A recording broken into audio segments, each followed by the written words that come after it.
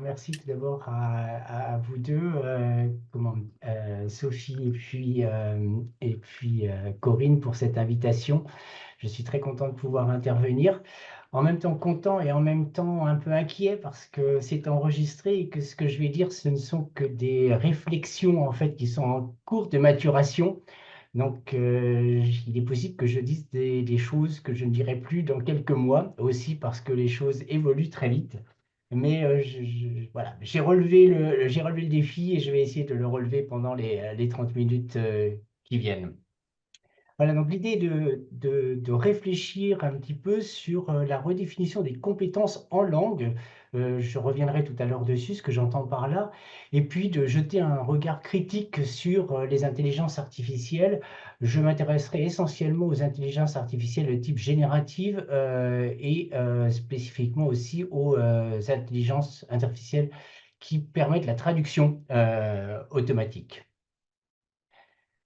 Alors, tu l'as dit tout à l'heure, Sophie, je suis à l'Université de La Réunion et je suis en effet à La Réunion aujourd'hui. Alors, pour ceux qui ne savent pas exactement où est La Réunion, il m'arrive que même dans l'Hexagone, on pense que je suis dans les Antilles. Pas du tout. Je suis à 700 km à l'est de Madagascar, à 200 km d'une île beaucoup plus connue qui s'appelle Maurice, et donc en plein milieu de l'océan Indien. Et si ça peut vous rassurer, il fait 28 degrés, c'est l'été ici. Alors, je vais passer maintenant aux choses un peu plus. C'est pas ce que je voulais faire, mais je vais voir. Voilà. Donc, décidément. Voilà. Donc, commencer par une vision un petit peu optimiste, une vision qu'on retrouve assez souvent en se disant, mais avec l'IA, on peut faire plein de choses. C'est fou ce qu'on peut faire. Et c'est vrai que si on sait utiliser l'intelligence artificielle, eh bien, on est capable de faire beaucoup de choses en langue et dans des langues même dans lesquelles on n'a pas de compétences langagières. Alors, Christian, j'ai fait est-ce un que petit tu tour. as partagé ton PowerPoint? C'est une très bonne question. Non. Ça Non, m'arrive d'accord. souvent, ça, d'oublier de partager mon PowerPoint. Ok. Mais je vais être gentil, je vais le faire. Voilà. Désolé. Voilà. C'est bon, là, vous le voyez? Oui, on le voit parfaitement. Ouais, merci. Désolé. Donc, je disais, je vais commencer par la vision un peu optimiste ou techno-optimiste de quand on découvre l'intelligence artificielle, quand on découvre ChatGPT, c'est de se dire, waouh, c'est fou tout ce qu'on peut faire avec l'intelligence artificielle. C'est fou ce qu'on peut faire dans des langues finalement dans lesquelles on a parfois très peu, parfois aucune compétence langagière. Alors j'ai fait un petit tour encore pour montrer quelques exemples. Eh bien, avec l'intelligence artificielle, je peux avoir un niveau de réception de l'écrit très élevé dans une langue dans laquelle, en fait, je n'ai aucune compétence langagière. Alors, j'ai pris l'allemand. Il se trouve que l'allemand, j'ai plutôt des compétences de niveau C2 ou au-delà, mais je l'ai pris parce que ça permettra de revenir dessus tout à l'heure et repenser cette notion de compétence langagière et de compétence d'action en langue avec l'intelligence artificielle. Donc, si je prends le niveau de C1 du cadre qui dit que je peux comprendre une grande variété de textes, y compris des publications spécialisées académiques ou professionnelles, eh bien, j'ai fait le test. J'ai choisi un texte au hasard d'un auteur qui s'appelle Thomas Strasser, qui travaille sur les questions de numérique et puis maintenant aussi de l'intelligence artificielle. Et j'ai pris une partie d'un résumé d'un texte qu'il a publié très récemment. Et j'ai demandé à DeepL, donc ce traducteur que la plupart des gens Oui, maintenant, je je l'entends. crois, connaissent, j'ai Dans ce demandé à concert. DeepL d'en faire une traduction en français. Et donc, vous avez à gauche le texte original, à droite la traduction. Eh bien, c'est vrai qu'avec DeepL, je suis capable, si je n'avais aucune compétence en allemand, eh bien, de comprendre relativement bien, d'ailleurs, ce qui se trouve dans le texte en allemand. J'ai fait le test, justement, comme je disais, avec une langue que je connaissais, mais en imaginant que je ne la connaisse pas. Et l'avantage, c'est que ça me permet de comparer et de voir si le sens passe d'une langue vers l'autre et si le sens est à peu près le même dans les deux langues. C'est le cas ici, en fait. Donc, on peut se dire que, bah oui, j'ai cette capacité C1, même si finalement j'étais absolument incompétent au niveau langagier en allemand. Je peux aussi, en production écrite, toujours en utilisant le traducteur, eh bien, je pourrais écrire un texte en français et demander de le traduire en allemand. Donc, c'est quelque chose que j'ai fait aussi avec DeepL. Alors, pour le coup, je n'ai pas pris un texte que j'avais écrit moi-même, mais j'ai pris un texte extrait du volume complémentaire du CECRL, puisque c'est de lui dont j'ai parlé tout à l'heure. J'ai pris une définition comme ça au hasard, la définition de la production, donc la production qu'on prend, et j'ai demandé à DeepL d'en faire une traduction. Et donc, il est capable de ce que dit le descripteur C1 du CECRL, il est capable de composer des textes clairs, bien structurés, sur des sujets complexes. Je reviendrai tout à l'heure sur la qualité de cette production, mais c'est intéressant que le cadre européen définit en fait ou propose un descripteur qui va très bien avec l'intelligence artificielle. L'intelligence artificielle, elle est capable de générer des textes, de composer des textes, mais sans savoir ce qu'elle dit. Elle n'a l'intelligence que l'intelligence du calcul, l'intelligence des probabilités qu'un texte puisse s'écrire de cette façon-là. Et en effet, elle écrit un texte qui est clair, elle écrit un texte qui est bien structuré sur des sujets complexes. Ici, il s'agit de la définition de ce que c'est la production. On peut se demander si c'est très complexe ou pas, mais en tout cas, l'intelligence artificielle est capable de produire un texte de niveau C1. En production orale, Hallo und willkommen. c'est tout à fait possible aussi, en admettant que je n'ai pas de compétences en allemand, eh bien, je suis capable, avec l'intelligence artificielle, de m'exprimer, de produire en allemand. Donc, j'ai fait l'expérience avec un outil que vous connaissez peut-être qui s'appelle HeyGen, sur lequel on peut télécharger une vidéo de soi-même. Donc, j'ai tourné une petite vidéo ce matin en français et j'ai demandé à HeyGen eh bien, de transformer cette vidéo en français en vidéo en allemand. Et vous allez le voir, c'est un logiciel qui analyse la voix de la personne, donc il récupère ma propre voix, il va réutiliser ma voix, il récupère le texte, il traduit le texte, et ensuite, eh bien, il réinjecte en quelque sorte le texte grâce à une technologie donc, de texte vers la prononciation, de text-to-speech. Et ce qu'il est capable en plus de faire, c'est de synchroniser les lèvres. Autrement dit, le mouvement des lèvres que vous allez voir est un mouvement qui correspond à peu près à ce que je dis en allemand, et ce n'est pas le mouvement des lèvres que j'avais sur la vidéo originale. Donc, je vous fais écouter le résultat. Hallo und willkommen zu diesem Vortrag über künstliche Intelligenz und das Lehren und Lernen von Sprachen im Rahmen dieses Webinars, das von Sophie und Corinne organisiert wurde, denen ich sehr für die Einladung danke. Voilà, je reviendrai tout à l'heure aussi sur la qualité, mais on peut se dire que, bah oui,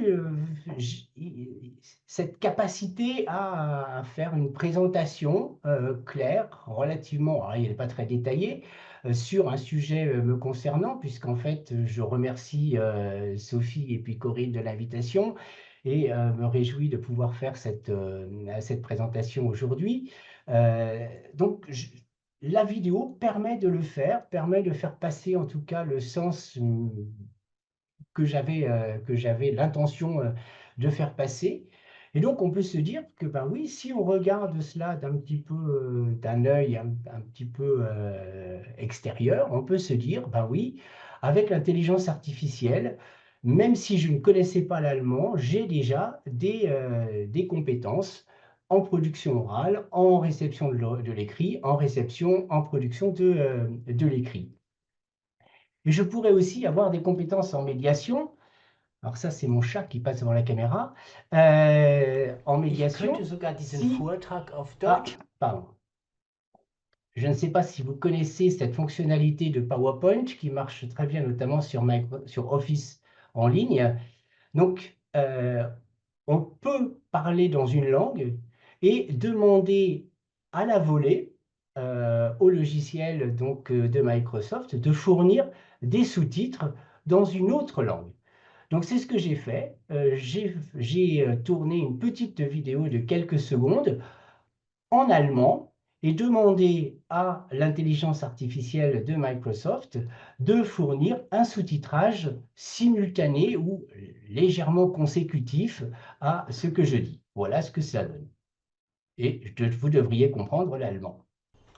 Ich könnte sogar diesen Vortrag auf Deutsch halten. Und mit Hilfe von Untertiteln könnten Sie mich verstehen.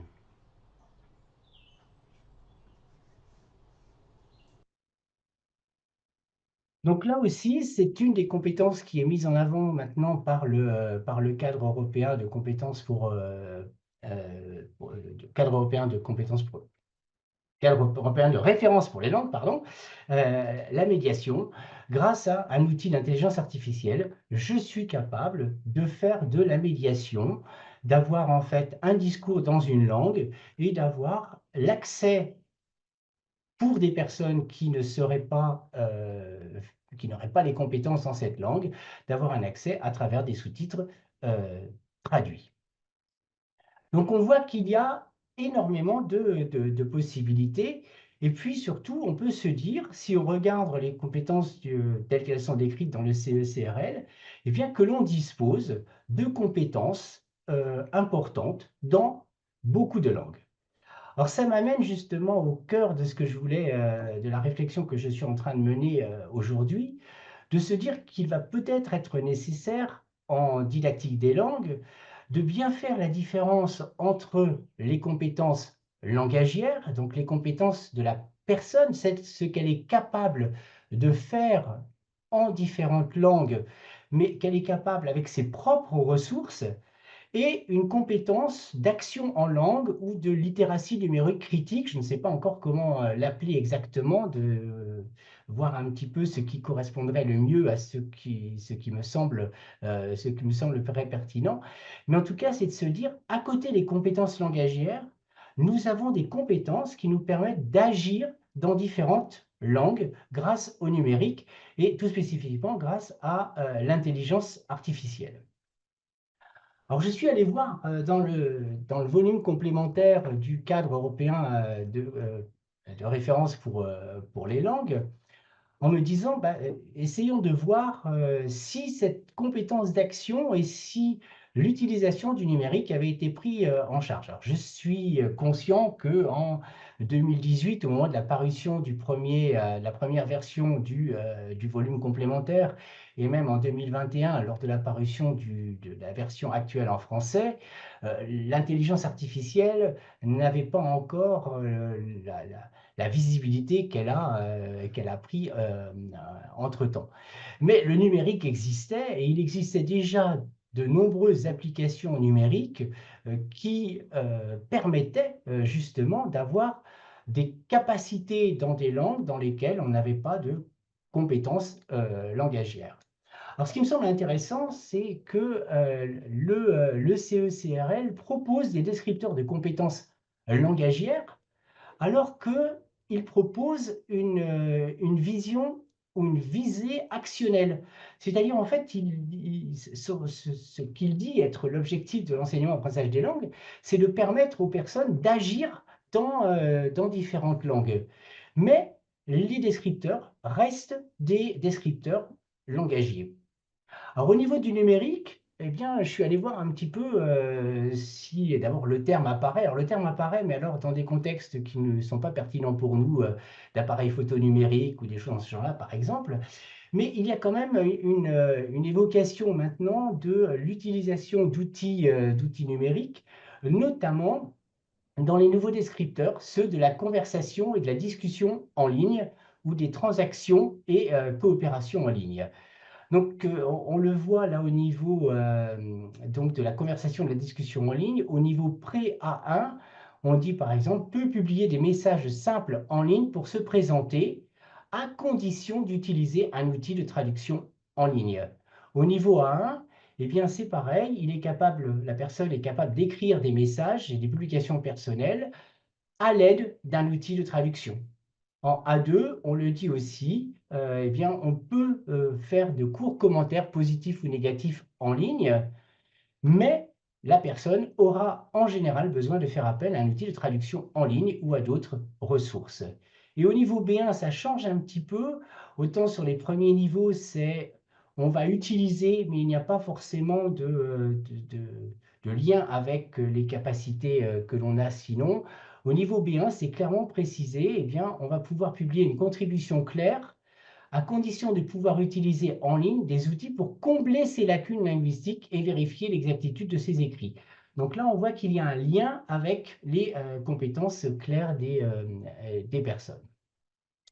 Donc il y a d'autres exemples, mais finalement assez peu d'exemples, justement, qui évoquent l'utilisation d'outils numériques.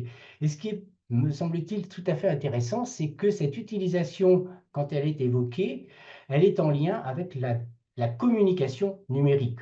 Or, il est clair que, eh bien, on peut utiliser ces outils pour d'autres utilisations que simplement la communication numérique.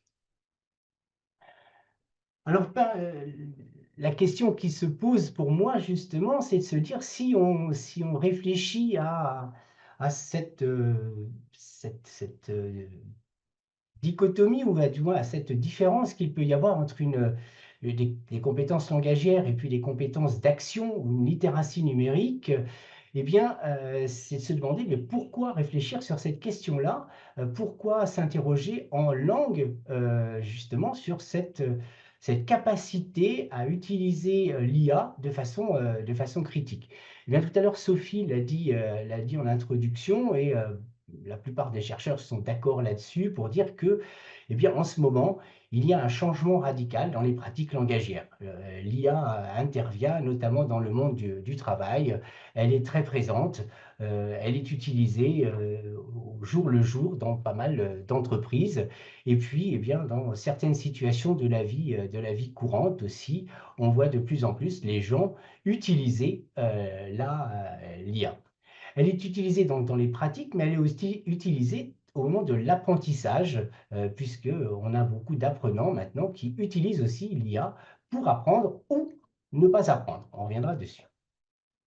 À côté de ça, on voit que finalement, les compétences d'usage de l'IA sont souvent insuffisantes. Les résultats d'une enquête qui a été menée récemment en Australie, au Royaume-Uni et puis aux États-Unis fait ressortir que 62% des personnes qui ont été interrogées, eh bien, disent qu'elles n'ont pas les compétences nécessaires pour utiliser de façon efficace et de façon sûre l'intelligence artificielle générative. Et que une grande majorité aussi, puisque 60%, attendent de leurs employeurs qu'ils leur proposent des formations à ce niveau-là, mais que pour 66%, eh bien, c'est quelque chose qui n'a toujours pas eu lieu. Ils n'ont toujours pas pu bénéficier de ces formations. Donc, on peut se dire qu'il y a un besoin justement de développer des compétences d'action en langue avec une dimension littératique, critique. Je parle parfois aussi de citoyenneté. Vous voyez qu'en ce moment, je suis en plein dans la réflexion, mais aujourd'hui, je resterai plutôt sur la notion de compétences d'action en langue et de littératie numérique. Alors, Warshawa et puis ses collègues, en 2023, ont proposé justement un modèle de littératie de l'IA dans le cadre de l'enseignement-apprentissage des langues.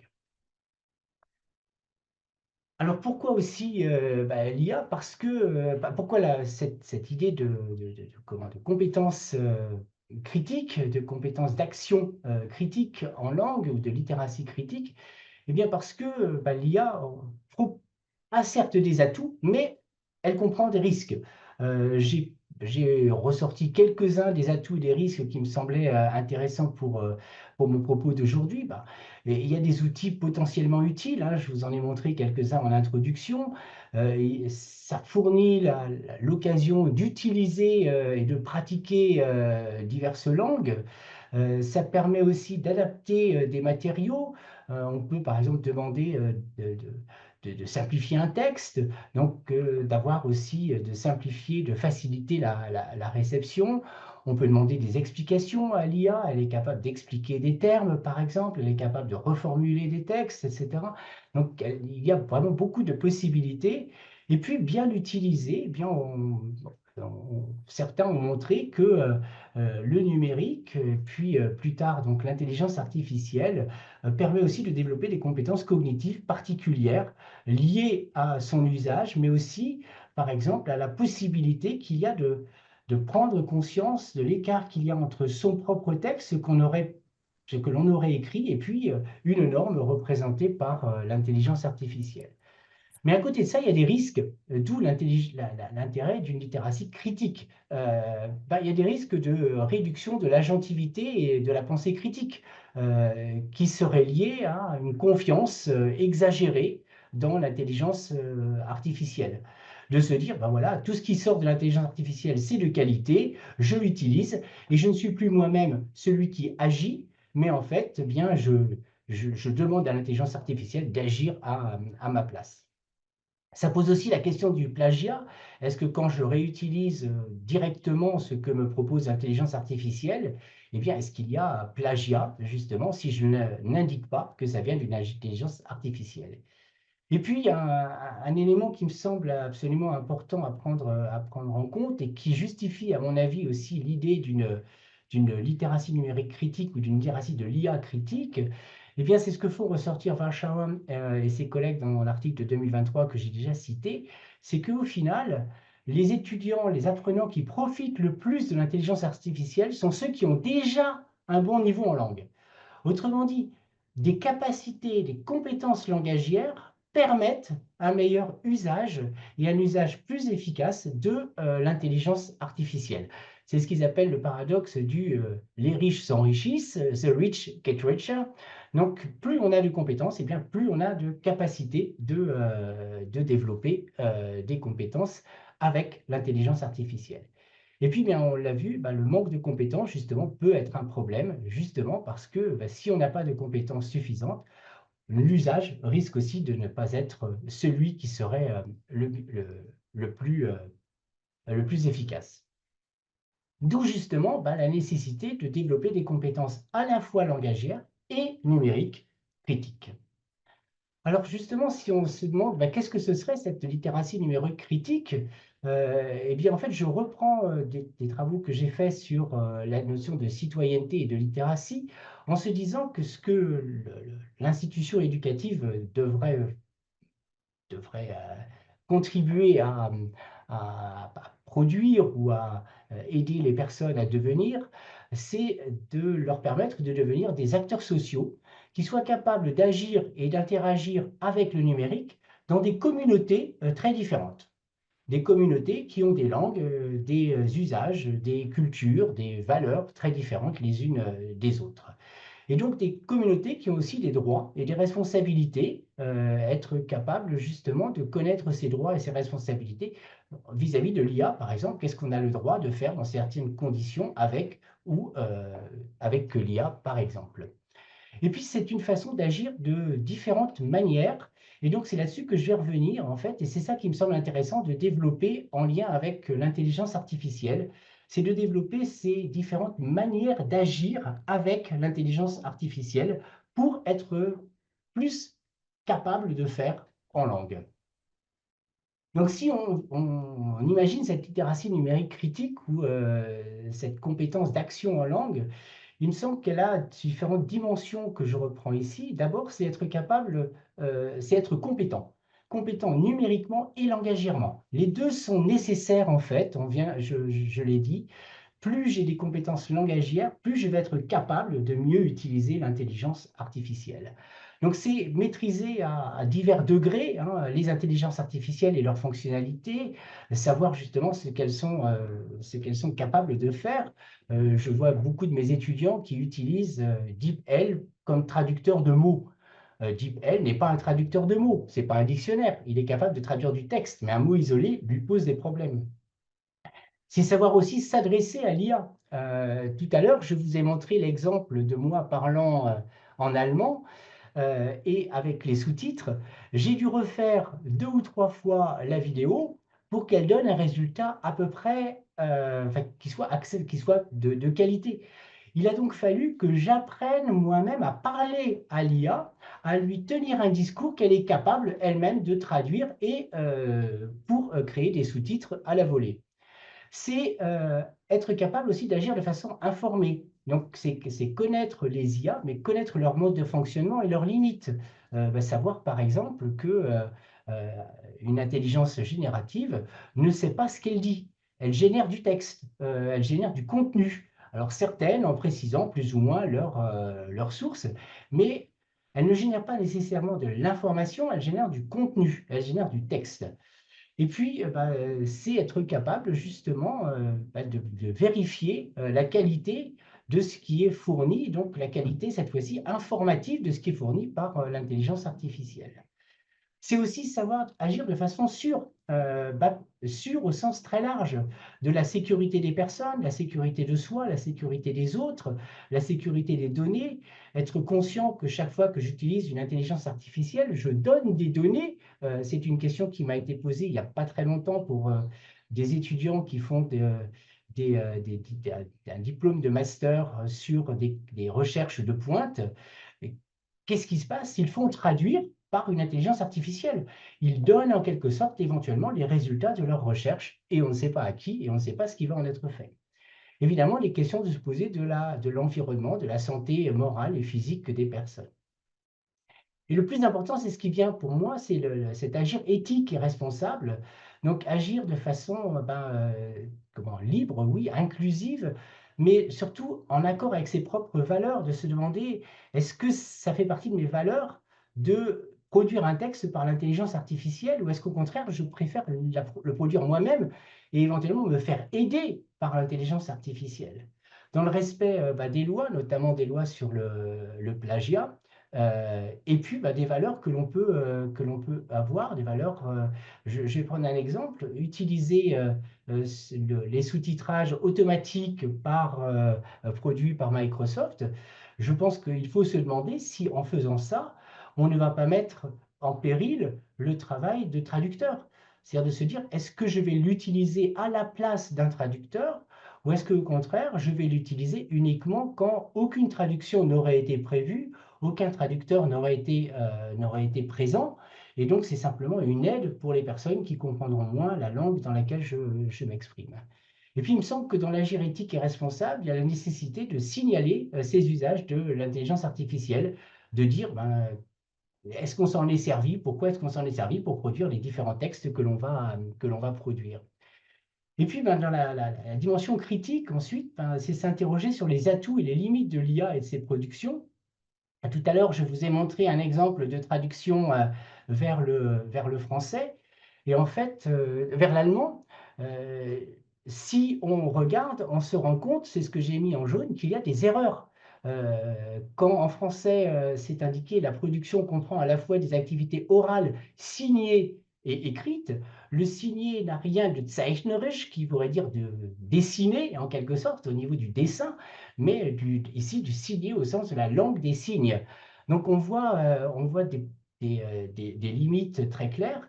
Et donc là aussi, on le voit, c'est la nécessité d'avoir des compétences langagières pour pouvoir comparer par rapport à ce que l'intelligence artificielle me propose. Avoir une réflexion sur ce que l'intelligence artificielle a pour effet sur les usages langagiers. On note une certaine normalisation de la langue. L'intelligence artificielle agit selon des normes qui ont été fixées, que l'on ne connaît pas toujours. Ça change les usages sociaux aussi et sociétaux. Je le disais tout à l'heure, quid des traducteurs dans certaines situations, et puis de s'interroger sur son propre apprentissage et sa motivation à apprendre. Et je ne résiste pas à la tentation de vous montrer cet extrait des sous-doués d'un film qui s'appelle Les sous-doués passent le bac, qui est sorti en 1980 et où on voit déjà justement ce possible impact négatif de l'IA sur l'apprentissage. L'anglais ne vous intéresse pas? Bon. C'est une langue qui ne vous semble pas suffisamment parler. Non, mais ça sert à rien d'apprendre les langues étrangères. Le français vous suffit. Mais c'est pas ça, mais il y a des machines pour traduire. Alors pourquoi je me casserais le cul? Hein? Enchanté de faire votre connaissance. Nice to meet you. Et encore bientôt, j'aurai même plus besoin de taper sur les touches. Je lui parlerai et elle me donnera la traduction directement. Alors franchement, pourquoi je me casserais le cul? Voilà, d'où justement ce dernier point, de s'interroger aussi sur ce que ça provoque pour moi sur l'envie d'apprendre les langues. Et donc pour finir, c'est la toute dernière diapositive, je vais poser en fait plutôt des questions. J'ai plus de questions en ce moment dans la tête que de réponses. Eh bien, quels sont les nouveaux objectifs, les nouvelles compétences que l'IA va nous amener à viser aussi en cours de langue, justement, une compétence d'action en langue, une compétence de littératie numérique, une compétence de littératie actionnelle, critique, etc. En tout cas, cette dimension critique me semble importante.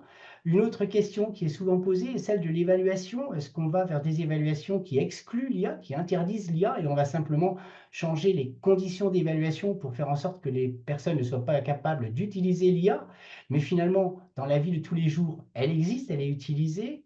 Est-ce qu'on va proposer plutôt des évaluations qui vont mettre en avant les compétences langagières des personnes, les compétences communicatives, et donc qui seront difficiles à réaliser par une IA? Ou bien est-ce que, si on se dit qu'on a besoin de deux types de descripteurs, qu'il y a deux types de compétences, est-ce qu'il ne faudrait pas deux évaluations? C'est-à-dire proposer parfois aux apprenants des évaluations où ils peuvent utiliser l'IA, mais avec des critères beaucoup plus importants, où on va aussi juger, évaluer en tout cas leur façon d'utiliser l'IA et d'obtenir des résultats nettement supérieurs à ce qu'ils sont capables de faire habituellement. Et d'un autre côté, des évaluations de type plus classique qui mobilisent l'activité langagière. Voilà, je vous remercie beaucoup. On aura l'occasion tout à l'heure donc de discuter. Si ça vous intéresse, je vous ai mis 3 publications. Je pense qu'on mettra peut-être le diaporama aussi à disposition. Donc il suffira de cliquer dessus si cela vous intéresse. Merci beaucoup en tout cas.